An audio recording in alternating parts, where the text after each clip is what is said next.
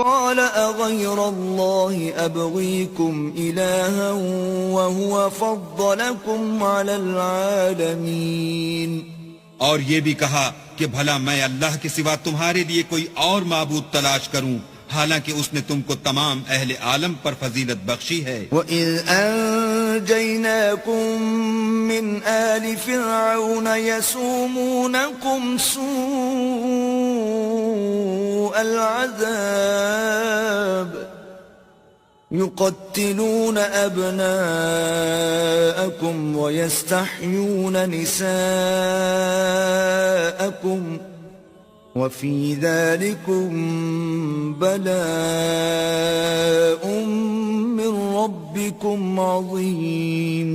اور ہمارے ان احسانوں کو یاد کرو جب ہم نے تم کو فرعونیوں کے ہاتھ سے نجات بخشی.